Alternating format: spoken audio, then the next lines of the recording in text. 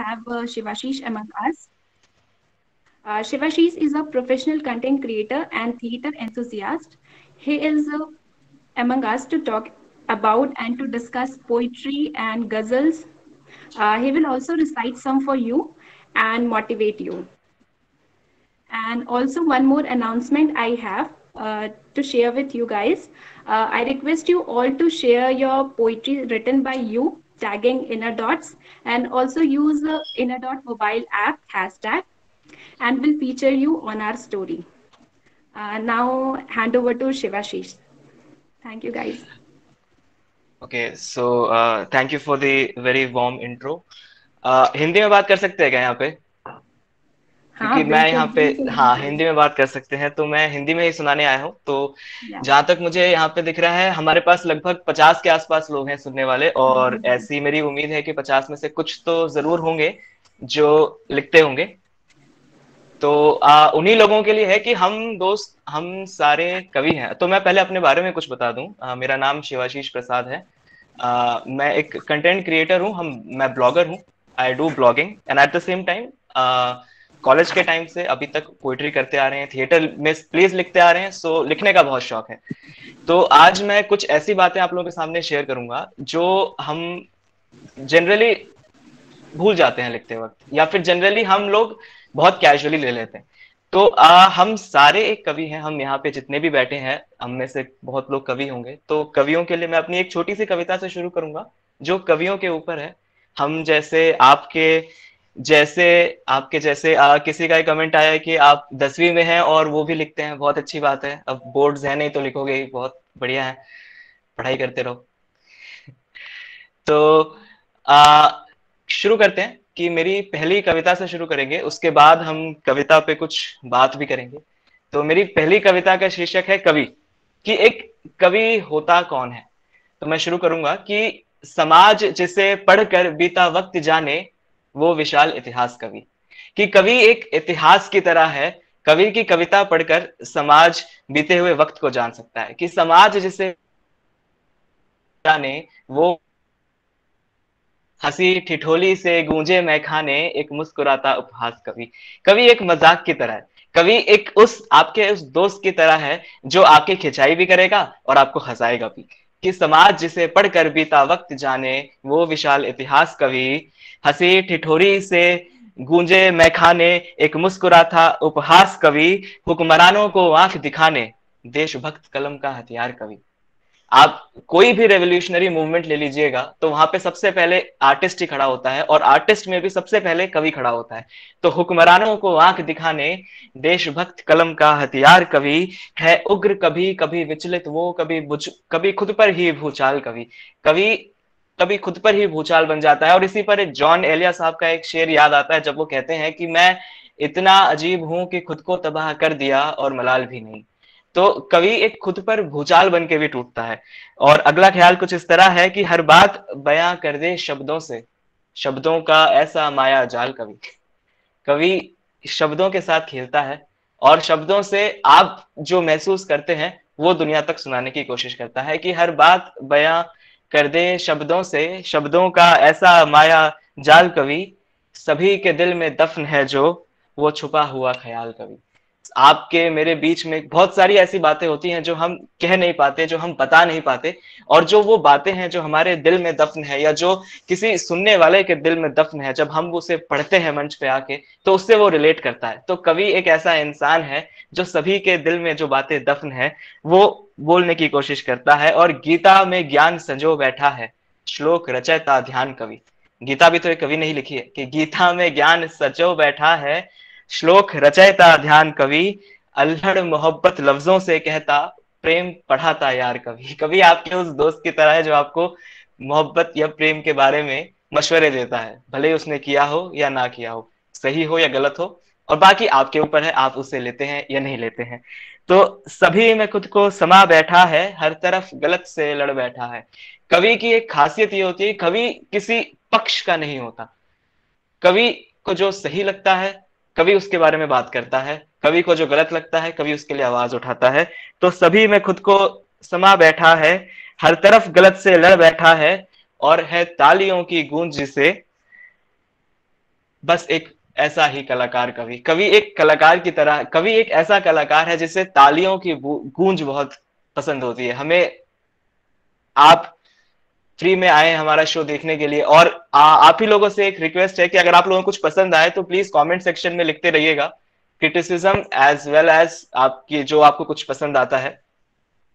तो अब हम कविता की बात करेंगे, राइट? तो कविता के बारे में हम शुरू कुछ इस तरह करते हैं कि दिल्ली में ओपन माइक्स बहुत ज्यादा होते हैं, हम लोग ओपन माइक पे परफॉर्म करते हैं, और मुझे लगता है कि आप लोग भी ओपन माइक वगैरह में जाते होंगे, ओपन माइक में परफॉर्म करते होंगे। तो मेरे साथ एक ऐसा इंसिडेंट हुआ था आज से करीब 1-1.5 साल पहले। तब तक मैं बहुत कैजुअली लिखता था कि यार कुछ भी आया, जो मन में आया वो लिख दिया, जो समझ में आया लिख दिया, दिमाग में आया लिख दिया। और फिर लोगों की तरह टेंट्रम्स भी करता था कि अभी मेरा राइटिंग का टाइम नहीं चल रहा है, अभी जब थॉट आएगा तब लिखूंगा। तो मैं वहां पे गया था और मैंने कुछ भी ऐसे ही कुछ 7-8 लाइनें सुना दी खुश होके कि मतलब ये है, और मैंने वहां पे गलती से बोल दिया कि मैं अगली जो मेरी गजल है वो आपके सामने सुनाऊंगा। अब उस पे एक आदमी ऑफेंड हो गया, क्योंकि मैंने जब वो चीज सुनाई, मैं शुरू हुआ, मैंने कविता सुनाई, और जाहिर सी बात है कि वो गजल नहीं थी, मुझे लगा कुछ भी होता होगा, मैंने बोल दिया बस जाके। तो उसके बाद वो मेरे पास आया, उसने मुझे बताया कि यार गजल एक फॉर्म ऑफ पोएट्री है, एक उर्दू फॉर्म ऑफ पोएट्री है, जिसके कुछ कायदे होते हैं, जिसके हिसाब से हम एक गजल लिखते हैं। और इसी तरह आप किसी भी कविता को किसी भी भाषा में उसके कुछ रूल्स एंड रेगुलेशंस होते हैं जिसको फॉलो करते हैं। हम लोग 10th स्टैंडर्ड में या 9th 10th स्टैंडर्ड में पढ़ते थे, अलंकार पढ़ते थे या पोएटिक डिवाइसेस पढ़ते थे इंग्लिश के अंदर। आज कितनों को याद है? अगर मैं कोशिश करूंगा तो मुझे भी शायद सारे याद ना हो, पर हम अपने आप को पोएट्स कहते हैं। लेकिन हम स्कूल में तो पढ़ते थे ना, जब टीचर कहती थी कि इस पोयम के अंदर कौन कौन सी पोएटिक डिवाइसेस यूज हुए हैं वो बताओ, पर्सोनिफिकेशन कहाँ यूज हुआ है, अतिशयोक्ति अलंकार कहाँ यूज हुआ है वो बताओ, तो हम तब बताते थे। लेकिन हम जब आज लिखते हैं तो हम आज खुद ही अपने कंटेंट में नहीं बता पाते। किसी ने कहा है गजल का कॉन्सेप्ट क्लियर करो। दोस्त, गजल जो है वो बड़े बड़े प्रोफेसर पढ़ाते हैं, बड़े बड़े। राहत इंदौरी साहब जो मेरे दिल के बेहद करीब थे, उनका इंतकाल हो गया कोरोना की वजह से, वो गजल के प्रोफेसर थे। तो गजल हम नहीं पढ़ा सकते, हमारी इतनी अभी हैसियत नहीं हम पढ़ा सकते। हमने कुछ सीखा गजल के बारे में जब सामने से मैं लताड़ा गया माइक पे कि ये तो है ही नहीं जो तुम बोल रहे हो, तुम्हें पता ही नहीं, तुम्हें इस चीज का इल्म ही नहीं है गजल होता क्या है। तो मैंने रिसर्च करनी शुरू करी, और मैंने क्या रिसर्च किया उसके ऊपर मैं कुछ लेके आऊंगा, तो उससे थोड़ा सा मेरा कंटेंट भी इंप्रूव हुआ है। और जो आप लोग सुन रहे हो, जो आप लोग देख रहे हो, मुझे उम्मीद है कि आप लोग अगर उन चीजों को, बाकी मेरा कहने का मतलब ये है कि आप लोग इंटरनेट पे रिसर्च करें। एक और इंटरेस्टिंग फैक्ट ये है कि ऐसा मैंने बहुत बार ऑब्जर्व किया, अगर मैं आपको बोलूं कि अगर कोई मुझे आके बोले कि मुझे गिटार सीखना है, तो क्या बोलते हैं? क्या सीखना है? इलेक्ट्रिकल सीखना है, एकूस्टिक सीखना है? टीचर के पास जाओ, रूल्स एंड रेगुलेशंस प्ले करो, A F D माइनर जो भी होता है वो। मैं किसी को ये बोलूं कि भाई मुझे डांस सीखना है, तो मुझे क्या बोलेगा कि आपको कौन सी कैटेगरी का डांस सीखना है? आपको जुम्बा सीखना है, आपको फ्री स्टाइल सीखना है, MJ वाला ब्रेक डांस सीखना है, ऋतिक रोशन वाला डांस सीखना है? अगर मैं किसी को ये बात बोलूं कि मुझे कोडिंग सीखनी है, तो वो क्या बोलेगा कि आप पहले आप एक लैंग्वेज पिक करिए, आप उसके अंदर अपना लॉजिक डेवलप करिए, उस लॉजिक को डेवलप करने के बाद आप सिंटेक्स किसी भी लैंग्वेज में आप धीरे धीरे शिफ्ट कर सकते हैं, पर आप एक लैंग्वेज पे फोकस करना शुरू करिए। पर अगर कोई मुझे ये बात बोल रहा है, अगर मैं किसी को बोलूं कि मुझे राइटिंग सीखनी है, तो किसी के पास कोई आंसर ही नहीं है। सबके everyone is a writer, for majority of the people everyone is a writer, कोई भी लिख सकता है। हाँ, मानते हैं लिखने की कोशिश हर कोई कर सकता है। क्वेश्चन क्या है? अच्छा, ये दीक्षा ने लिखा है, ओके। तो जब हम एक राइटर की बात करते हैं तो यार वहां पे कोई ये ध्यान नहीं देता कि कौन सीखना चाहता है लिखने के लिए, कौन सीखने की कोशिश करना चाहता है। हर चीज के लिए एक रूल्स एंड रेगुलेशंस है। गिटार सीखने के लिए रूल्स हैं, कोडिंग के लिए रूल्स हैं, डांस के लिए रूल्स हैं। क्या राइटिंग के लिए कोई रूल नहीं है? डेफिनेटली है, राइटिंग के लिए रूल है। मेजरली हम लोग फोकस इसलिए नहीं करते क्योंकि हम बहुत सारे वेरियस बैकग्राउंड से आते हैं। कोई इंजीनियरिंग बैकग्राउंड से आता है, कोई एक मैनेजर है, और सब लिखने की कोशिश कर रहे हैं, और ये बहुत खूबसूरत बात है। लेकिन अगर हम इस लिखने की कोशिश को थोड़े रूल्स एंड रेगुलेशंस के साथ कंबाइन कर दें तो और ज्यादा मजा आ जाएगा। तो हम इसी के ऊपर है कि गजल के जितनी जो मैंने 2-4 चीजें सीखी हैं, वो अगर आप में से कोई और है जो मुझे अगर बताना चाहे कि मैं कहीं गलत हूं, तो किसने लिखा है बहुत सारे रूल्स हैं, बिल्कुल सही बात है, बहुत सारे रूल्स हैं और हम सब सीखने की कोशिश कर रहे हैं। और मैंने तो हिंदी लिटरेचर में एडमिशन भी ले लिया थोड़ा सीखने के लिए और ज्यादा। तो गजल में, गजल क्या है, गजल दो तरह की गजल हो सकती है जहां तक जितना मैंने सीखा है। एक होती है गैर मुसलसल गजल, एक मुसलसल गजल। मुसलसल गजल जो होती है वो सिर्फ एक टॉपिक की बात करती है पूरे शेर के अंदर। और जो गैर मुसलसल गजल है, एक्चुअली सर कभी कभी हम दो लैंग्वेज मिक्स करके लिख देते हैं, वो किस तरह से इम्पैक्ट देता है। यार सर मत बोलो यार, ज्यादा उम्र भी नहीं है मेरी, 23 साल का हूं मैं बस। ठीक है, तो भाई बोल लो चलेगा। तो आ, सुनिए, हम ज्यादा पसंद करेंगे, हम सही करने के बजाय सुनना, तो सुनना जरूर सुनेंगे, बिल्कुल सुनेंगे दोस्त। ये आखिरी कमेंट था, अब मैं शुरू करूंगा। ठीक है, तो गजल दो तरह की हो सकती है, मुसलसल गजल और गैर मुसलसल गजल। और गजल के कुछ कायदे हैं, उन उसके एक लिखने का एक प्रॉपर सीक्वेंस फॉलो होता है, जो मैंने सीखा, जो मैंने इंटरनेट पे काफी रिसर्च किया, तो मेरे को समझ आया कि गजल में मेजरली आपकी दो चीजें होती हैं, एक होता है रदीफ, एक होता है काफिया। जो रदीफ है वो आपका कांस्टेंट वर्ड है, जो आपके हर शेर में रिपीट होता है। गजल, गजल क्या है, गजल एक कॉम्बिनेशन ऑफ शेर्स है, बहुत सारे शेर मिलके एक गजल बनाते हैं। और हर शेर के कुछ पार्ट होते हैं, जैसे हर शेर के दो मिसरे होते हैं, दो लाइंस होती हैं, उर्दू में हम लाइन को मिसरा बोलते हैं। तो गजल में एक रदीफ होता है, एक काफिया होता है। रदीफ एक कांस्टेंट वर्ड है जो रिपीट होता है आपके हर शेर के अंदर। काफिया एक राइमिंग वर्ड है, जो वर्ड राइम करता है, जैसे चल, फल, कल, ये एक राइमिंग वर्ड है। तो जो राइमिंग वर्ड जो रिपीट करता है उसको हम काफिया कहते हैं। और कुछ एक तो छोटी छोटी मतला और मक्ता होता है, जो पहला शेर होता है गजल का उसको हम मतला कहते हैं, जो आखिरी शेर होता है मक्ता। अगर आप मुशायरे सुनेंगे तो, मुझे समझ नहीं आता था पहले, मुशायरे में बोलते थे कि मतले से आगाज करता हूं, इसका मतलब क्या है? इसका मतलब ये है कि उनकी जो गजल है उसका वो पहला शेर पढ़ेंगे, तो उसे हम मतला कहते हैं। तो अब हम जब शुरू करेंगे कि गजल में एक मतलब, एक छोटे से गजल के एग्जाम्पल से करूंगा मैं। एक शबीना अदीब जी का एक बहुत ही खूबसूरत सी गजल है उनकी, शबीना अदीब जी की, कि वो जब कहती है, मैं उससे आप लोगों को एक्सप्लेन करने की कोशिश करूंगा, अगर आप लोगों को समझ आया तो बहुत अच्छी बात है, वरना आप लोग मेरे से कनेक्ट कर सकते हैं इंस्टाग्राम पे, हम लोग डिस्कस करेंगे और हम लोग सब साथ में मिल के सीखने की कोशिश करेंगे, ताकि हम अपना कंटेंट जो है वो इम्प्रूव कर सके। तो उनका शेर कुछ इस तरह है कि खामोश लब है, झुकी है पलकें, दिलों में उल्फत नहीं नहीं है। खामोश लब है, झुकी है पलकें, दिलों में उल्फत नहीं नहीं है। अभी तकल्लुफ है गुफ्तगू में, अभी मोहब्बत नई नई है। तो इसके अंदर दो चीजें हमने ऑब्जर्व करी है। नई नई है जो वर्ड है वो रिपीट हो रहा है, तो नई नई क्या हो गया हमारा, नई नई हो गया हमारा रदीफ, जो हम रिपीट कर रहे हैं।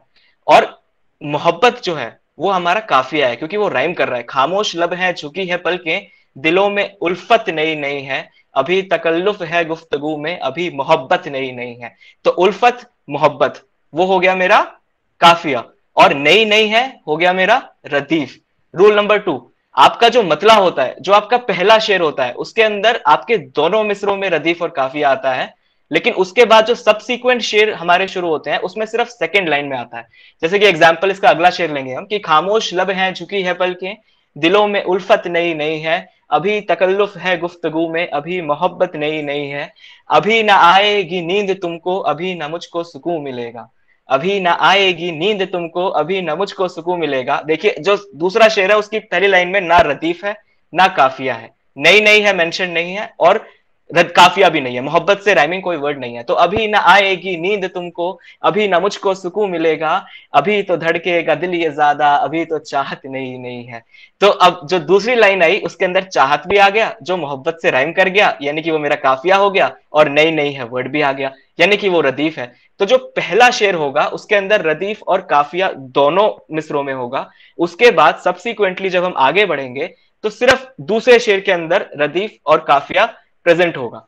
तो इसका अगला, इसका तीसरा शेर आप लोगों को सुनाता हूं, वो तो मेरे दिल के बेहद बेहद करीब है, कि जो खानदानी रईस हैं वो मिजाज रखते हैं नर्म अपना।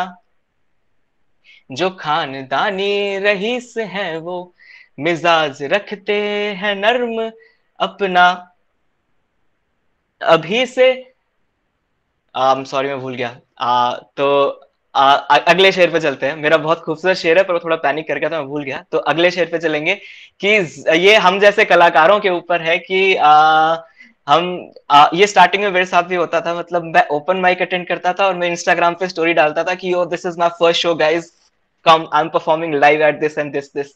तो वो ओपन माइक था, तो हम थोड़ा ज्यादा खुश हो जाते हैं, को बड़ा समझने लग जाते हैं। मैं तो बहुत ज्यादा ये थोड़ा एक सुपीरियोरिटी कॉम्प्लेक्स से शिकार हूं, मैं एडमिट करता हूं इस बात को। तो हम ये करते थे। तो अगला शेर जो है इसी पर सुना, खुद का लिखा हुआ गजल दोस्त, बिल्कुल खुद का लिखा हुआ भी सुनाएंगे। अभी ये खत्म हो जाए इसके बाद सुनाएंगे।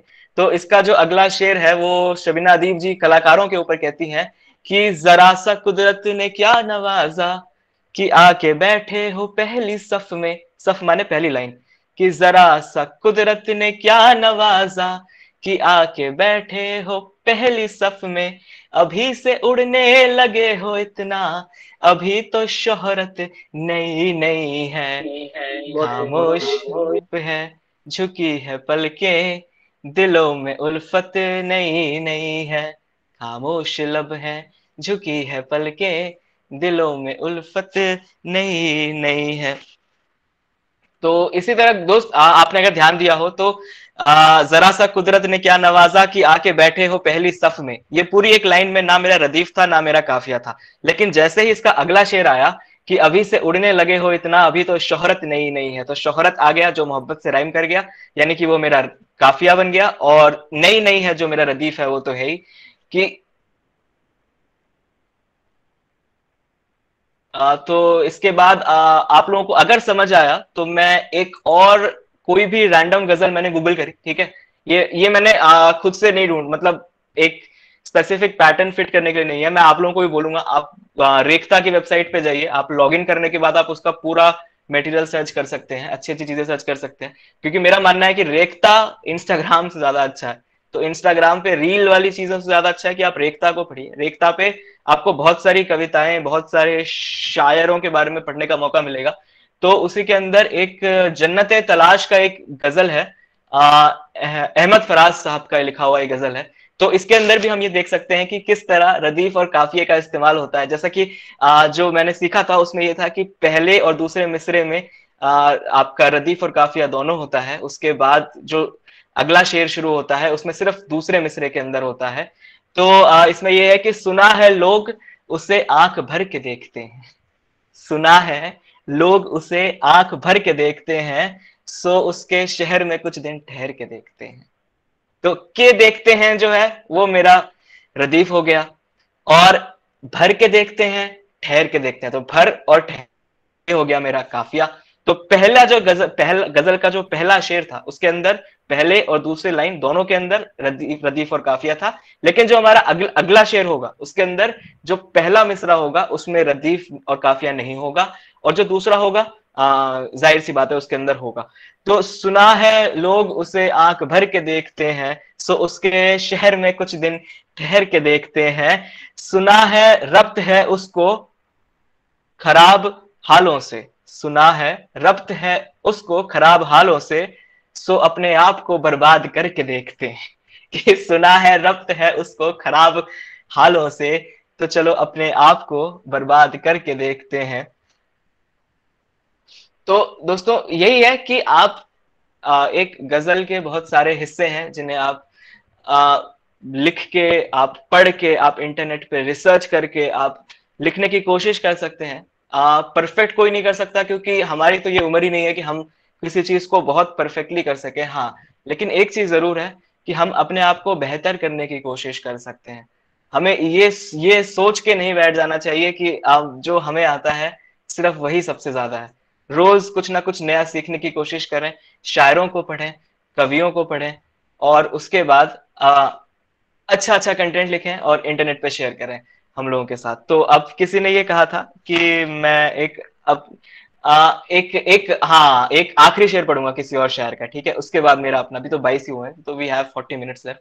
तो मैं इसके बाद आप लोगों से भी कोई ना कोई कुछ सुनाना चाहे तो जरूर वेलकम है। तो मिर्जा गालिब साहब का एक गजल है।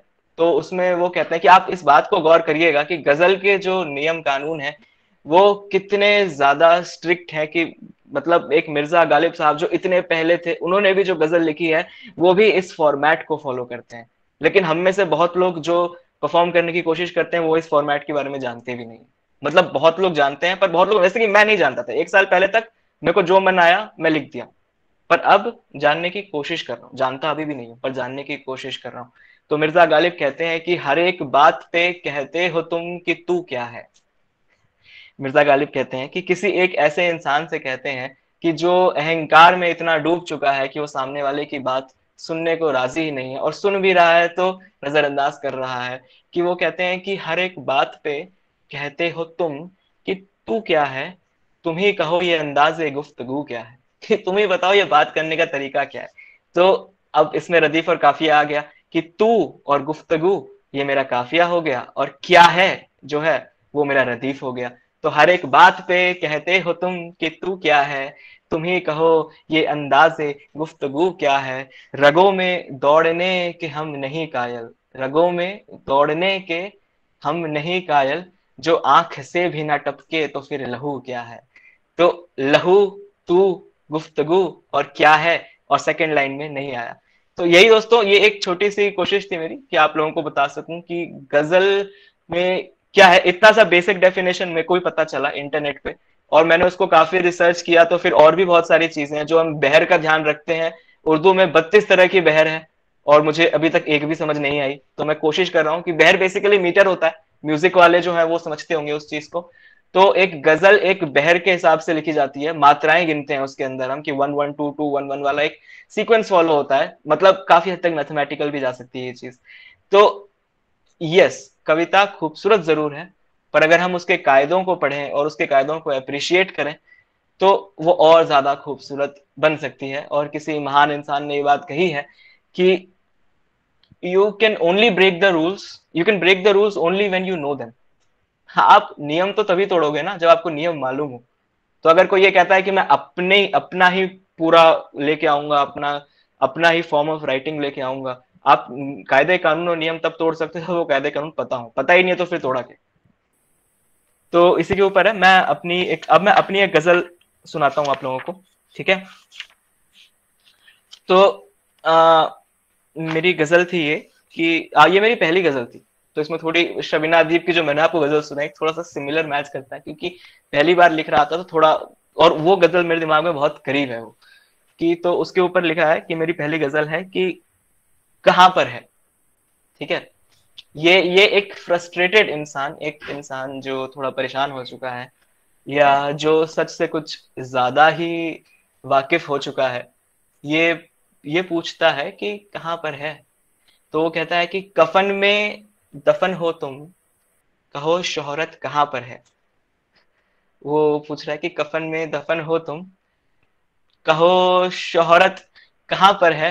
किसने लिखा है कि rules of Telugu poetry and Hindi are almost similar, I just found out and I am really glad brother कि आप ढूंढ रहे हैं इंटरनेट पे, क्योंकि मेरा ये वाला सेशन करने का मकसद यही था कि एक टाइम पे जैसे मैं इग्नोरेंट था और मेरे को लगता था कि मैं जो लिख रहा हूँ वो सही है, वो चीज मैंने इंप्रूव करी, सीखने की कोशिश करी। आज भी बहुत ज्यादा सीखने की कोशिश कर रहा हूँ और बहुत नीचे हूँ अभी। तो आपने भी ब्रदर अगर ढूंढा इंटरनेट पे जाके कि तेलुगु की पोइट्री के रूल्स भी सेम है हिंदी से, तो ये बहुत अच्छी बात है। आप इसको और रिसर्च करिए, एंड आई होप कि आप करें और मजा आएगा। तो मेरी मेरी गजल का पहला शेर है ये कि कफन में दफन हो तुम, कहो शोहरत कहाँ पर है, सुख चैन बेच कमाई जो, वो दौलत कहाँ पर है। कि कफन में तो चले गए तो दौलत का करोगे क्या। तो इसी के अंदर अगर थोड़ा सा अगर फिर से हम रिवाइज करना चाहें तो कहाँ पर है जो है वो है मेरा रदीफ, और शोहरत जो है, शोहरत दौलत जो है वो है मेरा काफिया। तो कफन में दफन हो तुम, कहो शोहरत कहाँ पर है, सुख चैन बेच कमाई जो, वो दौलत कहाँ पर है। और ये गैर मुसलसल गजल है, तो ये डिफरेंट टॉपिक्स के ऊपर बात करेगी। तो इसका जो अगला शेर है वो ये है कि भीड़ की सोहबत में जिस तरफ मुड़े थे तुम। कि भीड़ की सोहबत में जिस तरफ हम अक्सर ऐसा करते हैं कि जो जहां भीड़ जा रही है उसके हिसाब से करते हैं। सबसे इसका इंटरेस्टिंग ऑप्शन ये है कि हम इंजीनियरिंग में घुस जाते हैं। ठीक है। तो भीड़ की सोहबत में जिस तरफ मुड़े थे तुम, उन गैरों को ढूंढो अब वो जमघट कहाँ पर है। आप भीड़ में जब किसी को आप भीड़ में फॉलो करते हो ना, तो भीड़ में ऐसे बहुत लोग होते हैं जिनका फोकस ही वो रास्ता होता है, और हमको ऐसा लग रहा होता है कि ये भीड़ जा रही है तो हम भी चलते हैं, नहीं, और वो आपको मिलेंगे नहीं दोबारा। तो भीड़ की सोहबत में जिस तरफ मुड़े थे तुम, उन गैरों को ढूंढो अब, वो जमघट कहाँ पर है, उन लोगों को ढूंढो कि कहाँ है वो लोग जो बताया करते थे कि बहुत स्कोप है। तो स्कोप तो है, वैसे स्कोप इंसान के अंदर होता है, फील्ड के अंदर नहीं होता, ये तो मैंने जाना है, बड़ी बड़ी मुश्किल से जाना है, पर ये बात समझ आइए कि स्कोप जो है किसी भी फील्ड में, तो हम कहते हैं कि इस फील्ड में बहुत स्कोप है, फील्ड उस स्कोप के अंदर नहीं है, फील्ड इंसान के अंदर होती है। स्कोप जो है इंसान के अंदर होता है, एफर्ट इंसान देता है। स्कोप तो आप चाहे क्रिकेट ले लो, चाहे जूता बनाने वाला ले लो, जूता बनाने में बाटा है वो, he is millions and millions, पर मोची तो नहीं है। क्रिकेट में देयर इज सचिन तेंदुलकर, पर ऐसे लोग भी हैं जो ये कहते हैं कि भाई रणजी के बाद आईपीएल खेल जाए, जिंदगी सफल, बस उससे ज्यादा नहीं चाहिए हमें। तो स्कोप क्या फील्ड का हुआ? नहीं, स्कोप फील्ड का नहीं हुआ, स्कोप इंसान का हुआ, इंसान के एटीट्यूड का हुआ। तो इसका अगला शेर मेरा ये है कि, या अगला शेर पढ़ूंगा इसका कि, एक वक्त मोहब्बत सामने मोहब्बत थी, पीठ पीछे वो सौदा था। ये सामने, इसके सामने मोहब्बत थी कि सामने से मैंने इश्क जताया, पीठ पीछे मेरे माँ बाप ने सौदा किया। कि सामने मोहब्बत थी, पीठ पीछे जो सौदा था, सामने मोहब्बत थी, पीठ पीछे वो सौदा था, जिस दहेज से बिके थे तुम, वो रिश्वत कहाँ पर है, कफन में दफन हो तुम, कहो शोहरत कहाँ पर है। तो ये दहेज प्रथा के ऊपर मेरा अगला शेर था कि जो कि बहुत गलत है, बहुत ही क्रूर है, और ना चाहते हुए भी आज भी एग्जिस्ट करती है। तो उसी के ऊपर है कि दहेज बिल्कुल नहीं लेना चाहिए और ना ही देना चाहिए। तो आइए हम सब इस बात की कोशिश करें कि हम आगे दहेज ना दें और ना ही एक्सेप्ट करें, अपने आप को और अपने बच्चों को इतने काबिल, अपने बच्चों को तो मैं क्या ही बोलूं, खैर, बट इतना काबिल बनाएं कि उन्हें दहेज जैसी प्रथा से नफरत होने लग जाए, इतना एजुकेट करें उन्हें, अपने दोस्तों को, अपने भाई बहनों को, सबको। तो इसका अगला शेर है कि, नदियां ये काली और पेड़ तेरी जरूरत को जल रहे, नदियां ये काली और पेड़ तेरी जरूरत को जल रहे, तेरी आधुनिक दुनिया में जिक्र कुदरत कहाँ पर है, कफन में दफन हो तुम, कहो शोहरत कहाँ पर है। और इसका आखिरी शेर लिखा था मैंने कि आजकल नफरत बहुत ज्यादा है, बाजार में नफरत बिक रही है, हर कोई बेच रहा है अपने अपने तरीके से। और उसी के ऊपर है कि, कौन काला कौन गोरा, ये सब तो बड़े सिखाते हैं, बड़े मतलब बड़े जो लोग हैं, हम सीखते आ रहे हैं, हमने पढ़ा इसके बारे में। कभी कभी मुझे ऐसा लगता है कि मतलब जो डिस्क्रिमिनेशन है, या ब्लैक वाइट, या फिर इंडिया में वेरियस फॉर्म्स हैं, अगर आज की जनरेशन ने उन डिस्क्रिप्शंस के बारे में कभी पढ़ा ही नहीं होता तो, मतलब हमें तो पता है डिस्क्रिप्शन है, डिस्क्रिमिनेशन है, क्योंकि वो हमने पढ़ा है। अगर हमने पढ़ा ही नहीं होता तो क्या डिस्क्रिमिनेशन होती, सोचिएगा इसके बारे में। तो इसका अगला है कि, कौन काला कौन गोरा, ये बड़े सिखाते हैं हमको, कि कौन काला कौन गोरा, ये बड़े सिखाते हैं हमको, वरना दो हंसते बच्चों की आंखों में नफरत कहाँ पर है, कफन में दफन हो तुम, कहो शोहरत कहाँ पर है। तो उम्मीद है आप लोगों को मेरी ये जो कविता थी, मेरी जो गजल थी, ये पसंद आई। ये पूरी तरह मीटर पे सही नहीं बैठ सकती, मुझे मालूम है इस बात के बारे में, और मैं कोशिश करूंगा इसको और एडजस्ट करने की, ताकि हम इसको, मैंने इसको कुमार विश्वास सर के स्टाइल में बोलने की कोशिश करी थी, पर वो बैठता नहीं है। वो कुछ इस तरह था कि, कफन में दफन हो तुम, कहो शोहरत कहाँ पर है, सुख चैन बेच कमाई जो, वो दौलत कहाँ पर है, भीड़ की सोहबत में जिस तरफ मुड़े थे तुम, उन गैरों को ढूंढो अब, वो जमघट कहाँ पर है। तो कुछ जगह पे मैं अटक रहा हूँ, इसका मतलब ये है कि वो प्रॉपर सिंक में नहीं है। जब वो सिंक में आ जाएगी तो इस टोन में नहीं, ऑब्वियसली किसी और टोन में। हाँ, तो यहाँ, हाँ, एक और इंटरेस्टिंग चीज है कि मेरे जो दोस्त जिससे मैंने ये चीज सीखी, मतलब दोस्त नहीं है वो मेरा, उसने मुझे लताड़ा था काफी बुरी तरह बीच स्टेज पे कि भाई तुम गलत हो, और उसको कंस्ट्रक्टिवली लिया। तो उसका उसका एक शेर है, मेरे को उससे मेरी बात भी होती है आजकल। तो उसका एक शेर है बड़ा खूबसूरत, आ, आ, काफी अच्छी, but needs to maintain, thanks brother. तो थैंक्स ब्रदर ने कुछ हिंदी है ये तो, अच्छा I don't know, it's a page something like that. तो उसका उसका एक गजल था जो उसने सुनाया और मेरे को बड़ा अच्छा लगता है। वो कहता है उसका मेरे को, मुझे अभी नाम याद नहीं आ रहा, मैं इंस्टाग्राम पे कनेक्टेड, ऐसे कि यही यही रियलिटी है आजकल कि नाम लोगों को याद नहीं रखते आजकल, फॉलोअर्स याद रखते हैं। तो हम इंस्टाग्राम पे कनेक्टेड है। उनका एक गजल है बड़ा खूबसूरत कि नहीं है तो आप उसे गजल ना कहें, ख्याल रखें बिल्कुल, क्योंकि महफिलों में माना नहीं जाएगा इसे गजल। बिल्कुल सही बात है, इसीलिए हम मीटर को पढ़ने की कोशिश कर रहे हैं। मैं यही कह रहा हूँ कि गजल की कुछ चीजें जो हैं वो मैंने सही की हैं और कुछ और चीजें सही करने की कोशिश कर रहा हूँ। तो उनका एक शेर था कि वो कहते हैं कि तेरी बातों को दिल से लगाया नहीं, तेरी बातों को दिल से लगाया नहीं, तूने अब तक मुझे आजमाया नहीं, नहीं थी ये थी ख्वाहिश मेरी ख्वाहिश मेरी चाय पे चाय पे आऊं मैं, आऊं मैं, तेरी तेरी अम्मी ने अब अम्मी ने तक अब तक बुलाया बुलाया नहीं। नहीं। यार किसी का ये यार माइक किसी ऑन है, का ये स्पीकर ऑन माइक है ऑन यार, है, स्पीकर ऑन है यार, प्लीज प्लीज ऑफ कर दीजिए। ऑफ कर दीजिए। Thank you bro, thank you brother, आपने ऑफ कर दिया। तो इसका अगला कितना समय बच गया हमारे पास, अभी 32 हो चुके हैं। तो मैं एक और अपनी एक कविता पढ़ूंगा, ठीक है। अ, इसके बाद हम शुरू करेंगे, इसके बाद हम ऑडियंस से okay, Diksha wants to say something, मतलब मैं शुरू हाँ रुकता तो नहीं हूँ। हाँ, मुझे एक क्वेश्चन पूछना था, या शायद कुछ लोगों को जानना होगा। लाइक आपने जैसे बताया कि दहेज के ऊपर आपने लिखा हुआ है, राइट? हम्म आपने डिस्क्रिमिनेशन के ऊपर लिखा हुआ है। तो ये सारी हम्म चीजें माइंड में आती कैसे हैं? लाइक आ, आपने जो ये लाइन खुद से क्रिएट की है, वो कैसे? पढ़ के आती हैं, पढ़ के मतलब आती आप हैं। द बुक्स प्रॉब्लम, वगैरह पर? नहीं बुक्स नहीं, द प्रॉब्लम इज कि हम अपने आप को फेसबुक और इंस्टाग्राम पे फिक्स कर चुके हैं। हम फेसबुक इंस्टाग्राम पढ़ सकते हैं लेकिन हम कोरा नहीं पढ़ सकते। हम हाँ फेसबुक इंस्टाग्राम पे फोकस कर सकते हैं लेकिन हमारे घर पे अखबार नहीं आता।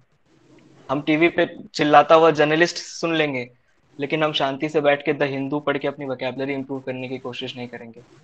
हम किसानों के बारे में डिबेट्स पढ़ लेंगे, बड़े बड़े भाषण पढ़ लेंगे, लेकिन मुंशी प्रेमचंद जी ने जो गजल कह रहा हूं मैं, जो एक उपन्यास लिखा है गोदान, उसको नहीं पढ़ेंगे। अगर आप उसको पढ़ेंगे तो एक पैरेलल स्टोरी क्रिएट करते हैं वो, एक rich class and poor class की इन द ब्रिटिश एरा, हम उसको नहीं पढ़ेंगे। तो जब तक हम अच्छा पढ़ेंगे नहीं तब तक हम अच्छा लिखेंगे नहीं। तो पढ़ना हाँ बहुत जरूरी है, हाँ।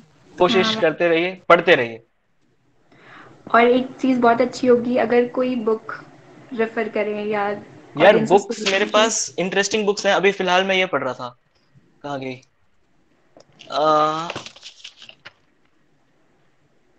अभी ये दो किताबें हैं मेरी लिस्ट में, दोनों बहुत अच्छी हैं।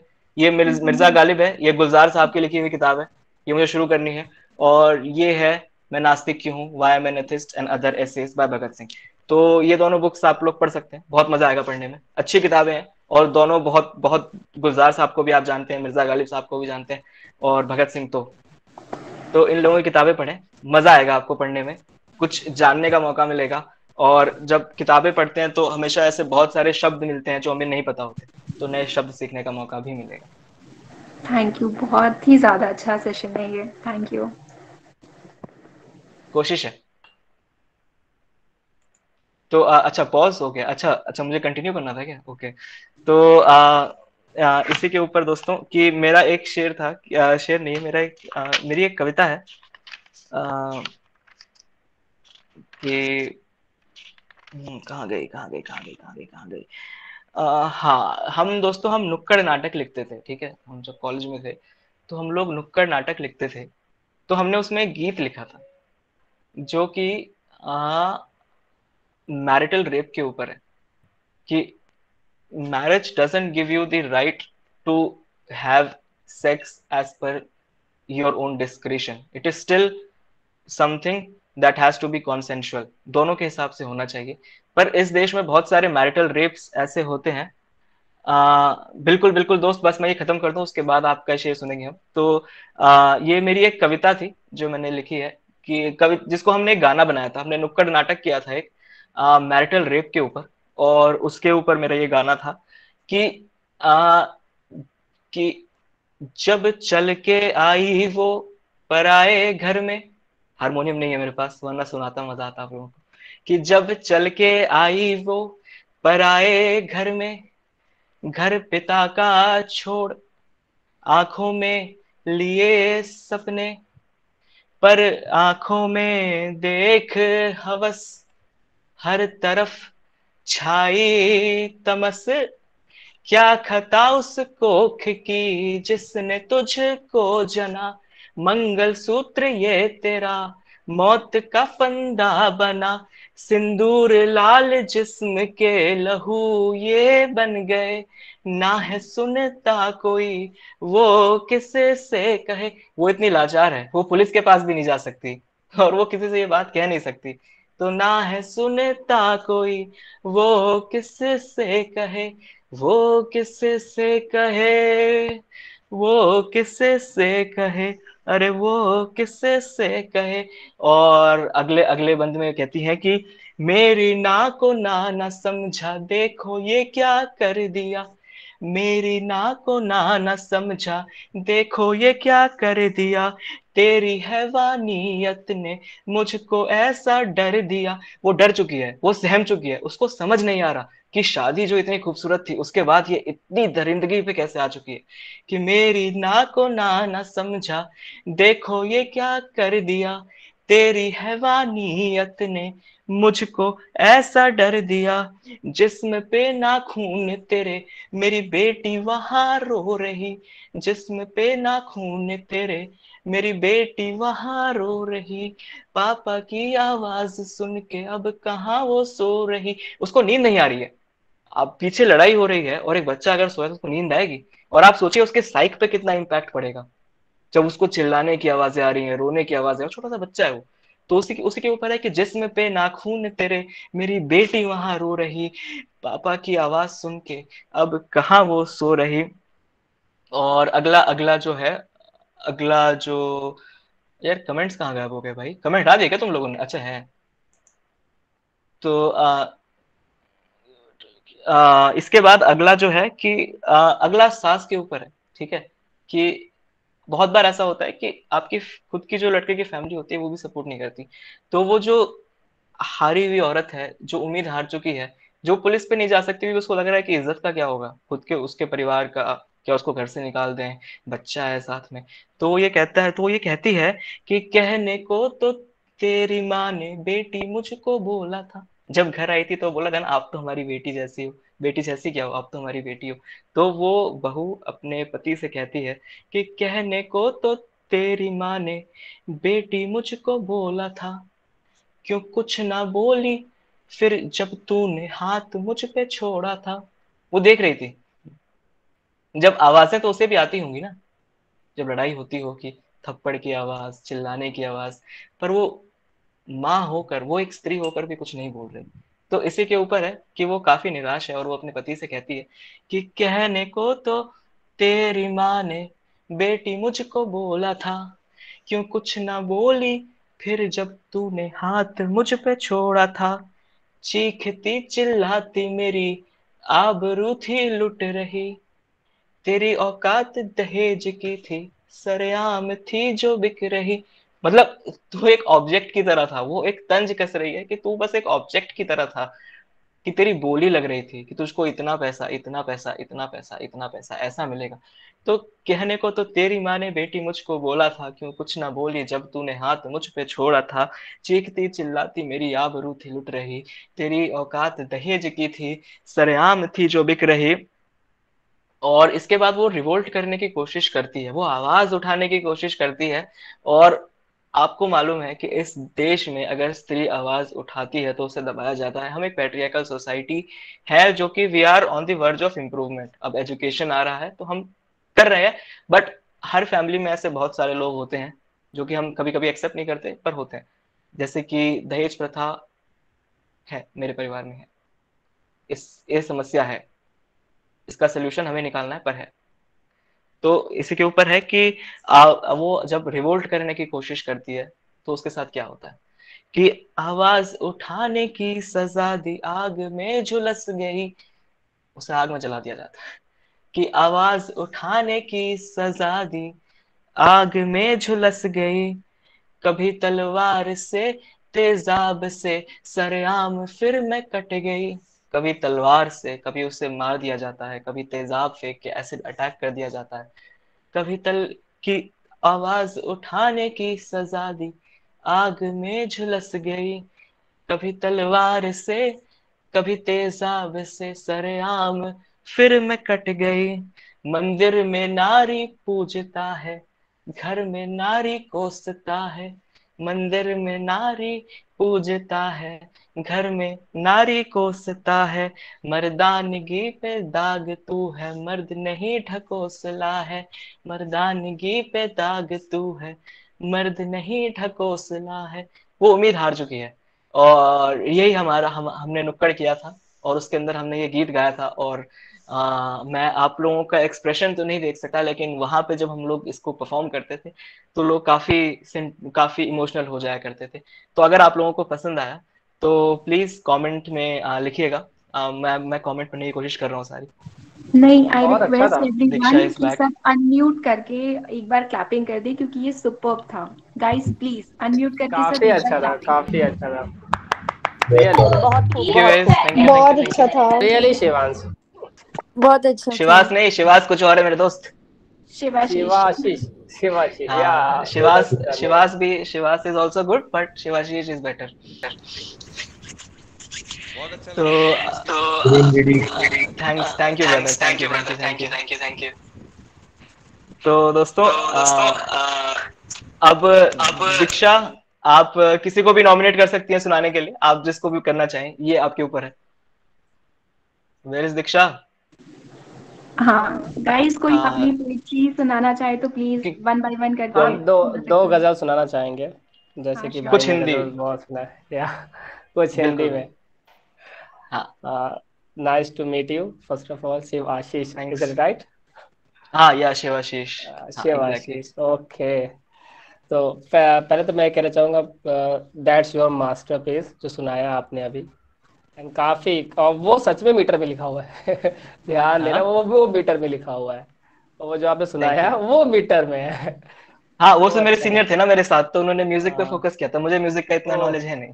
वो मतलब नॉट इवन मीटर, वो मात्रा पे भी है। अच्छा, वो वो मात्रा मात्रा पे भी पे है। भी, हाँ वो मात्रा पे भी है मैं बेसिकली पढ़ाता हूँ इंग्लिश लिटरेचर, तो इसलिए थोड़ा सा, अच्छा, चलिए मैं थैंक यू आपको ब्रदर। सुना देता हूँ। हाँ, अच्छा लगा मुझे। हाँ, तो देखते हैं ये आपको कैसा लगता है। बिल्कुल पता, जरूर से। जुबानों का जिक्र कैसे करूं, उर्दू को हिंदी से अलग कैसे करूं। क्या बात है, बहुत खूबसूरत। मेरे अल्फाजों में शब्दों का मेल है, कि मेरे अल्फाजों में शब्दों का मेल है, मेरी तालीम में उस्तादों का हेर फेर है। क्या इश्क बात है। मुझे प्यार से, इस प्यार का गुनहगार सही। इश्क मुझे प्यार से, इस प्यार का गुनहगार सही। रंज से किसी एक मुल्क से है, कि रंज से किसी एक मुल्क से है, मैं हिंदुस्तानी मुसलमान सही। बहुत ये खूबसूरत ब्रदर, लिखा बहुत था मैंने। खूबसूरत। और एक बहुत और बहुत शायरी बढ़िया था। भाई, बहुत बढ़िया भाई। बहुत बढ़िया। Thanks, thanks to all of you. एक और है जो ये प्यार पे लिखा है, जिससे पहले मैंने सुनाया है वो पैट्रियोटिक था, सभी के ऊपर था, क्योंकि ये काफी कुछ चल रहा था उस समय, एनपीआर बहुत चल रहा था, तो उसी वक्त लिखा था। भाई एनसीआर हो गया है और वो, बिल बन गया। हंसिया, पता पता नहीं क्या ही नहीं, है। एनसीआर नहीं, जो भी बोलते हैं उसको, लॉ जो भी है, मतलब एनआरसी, एनआरसी। बिल एनआरसी बन या चुका है वो। एक ये है चलिए शुरू करिए। प्यार पे हाँ, ये प्यार पे लिखा था कि इजाफा हो कुदरती मंजूर होगा, क्या इजाफा बात हो है। कुदरती मंजूर मंजूर होगा, होगा। बेशक हो मोहब्बत कबूल होगा। क्या बात है। बहुत इसमें खूबसूरत। इसमें जो मेन है वो पहली लाइन ही है, कि इजाफा हाँ, हो कुदरती तो मंजूर मंजूर होगा। हो। तुम। इजाफा हो कुदरती मंजूर होगा, बेशक हो मोहब्बत कबूल होगा। महर में मरहम हो तो सब ठीक होगा। अभी आपने दहेज की बात की, तो वैसे ही मुस्लिमों में हम्म। महर चलता है, हम्म। तो उसी में मैंने बोला है कि महर में मरहम हो तो सब ठीक होगा। मरहम यानी ये वादा कि हम जिंदगी भर साथ रहेंगे। महर हम्म। में मरहम हो तो सब ठीक होगा, बेगम हो या पत्नी, सुहाग हो या शौहर। बेगम हो या पत्नी, सुहाग हो या शौहर, दिल की नियत हो सच्ची, सफर हसीन होगा। दिल की नियत हो बहुत सच्ची, खूबसूरत भाई। सफर हसीन थैंक यू होगा। So much. तो बस तो ये 2 गजल हमारे काफी है। हाँ, बहुत मजा आया ब्रदर, और हम लोग कनेक्ट करते हैं इंस्टाग्राम पे, ठीक है? अभी मेरा जरूर गलत जरूर। अकाउंट डल गया था इंस्टाग्राम पे, तो एक्चुअली वाला डाल देना है दीक्षा, हाँ, मैं वापस ठीक से है? शेयर कर दूंगी। हाँ, क्योंकि वो वाला पर्सनल है, और ये पर्सनल जो पे हम ये बहुत ज्यादा चीजें करते हैं हम्म, जो दिखाने लायक नहीं है। हाँ बिल्कुल, मैं शेयर कर दूंगी इंस्टा हैंडल, वहाँ पे आप शिवाशीष से कनेक्ट कर सकते हैं। कोई नेक्स्ट परफॉर्म करना चाहेगा? एनीवन? मोहम्मद भाई है हमारे, वो करना चाहते हैं। हेलो मोहम्मद नवीद खत्री भाई। Hello, I am Naqeeb Khatri. Hello Mohammad. Hello, hi. Hello. आवाज़ सही आ रही है? हाँ हाँ, हाँ बिल्कुल बिल्कुल बिल्कुल। सही आ रही है। मैं एक पोइट्री परफॉर्म करना चाहता हूँ बिल्कुल जो बिल्कुल, शुरू करिए। वृद्धाश्रम पे बेस्ड है। Can I start? हाँ श्योर। हाँ बिल्कुल। जहन जहन में कैद बचपन की वो सारी तस्वीरें जिंदगी के बीतते सफरनामे के साथ धुंधली होती जाती हैं। जहन में कैद बचपन की वो सारी तस्वीरें जिंदगी के बीतते सफरनामे के साथ धुंधली होती जाती हैं। उनमें से कुछ मिट जाती हैं तो कुछ यादें बनकर दिल में समा जाती हैं। यादों के बहुत समंदर खूबसूरत। से उठाओ तो तुम्हें बहुत से पल मिल जाते हैं। कुछ मस्तियों, कुछ नादानियों, कुछ जिदों से भरे लम्हों को याद करके उदास चेहरे भी अक्सर खिल जाते हैं। अब याद आता है तुम्हें तब याद आता है तुम्हें वो आंगन में बाबा के साथ घंटों तक चोर सिपाही और लुका छिपी खेलना, और फिसल कर गिरने ही वाले हो कभी तुम यान की तरह कवच बन माँ के हाथों की उंगलियों का आंखों के सामने ही मिलना। तब एहसास होता है ना कि तुम कितने खुश नसीब थे। माँ बाप के साए में थे, हर पल उनके करीब थे। खुश नसीबी के इस सफर का गला घोंट तुमने ही उसे खत्म कर दिया। माँ बाप की जिंदगी में तूफान भर जब उन्हें वृद्धाश्रम के सुपुर्द कर दिया। लालसा की चकाचौंध में आंखें तुम्हारी भर गई थीं। दिल के कोने में दबी इंसानियत भी जैसे मर गई थी। उनके एहसास जानते इतने एहसास तुझ में अब बचे न थे। जानता हूँ अब तुम बड़े हो गए थे, अब तुम बच्चे न थे। वैसे भी वैसे भी उन्हें तुम्हारी जरूरत थी, तुम्हें उनकी जरूरत न थी। उस वक्त साथ छोड़ा तुमने उनका जब मौत उनके करीब ही थी। उन्हें जिंदगी जीने की भी ज्यादा मोहलत न थी। तुम्हें विदेश जाना था, तुम्हें कारोबार बनाना था, या यूं कहूं कि माँ बाप का घर उजाड़ तुम्हें अपना आशियाना सजाना था। दिलासा दिया था तुमने उन्हें दिलासा दिया था तुमने उन्हें कि 7 दिन में वापस लेने तुम उन्हें जरूर आओगे। पर मन ही मन तो वो भी जानते थे ना कि तुम उन्हें किश्तों में भूल जाओगे। खैर खैर, जब अपना आशियाना सजा ही लिया है तो उसके खाली कमरों में भरी गूंज से डर क्यों जाते हो।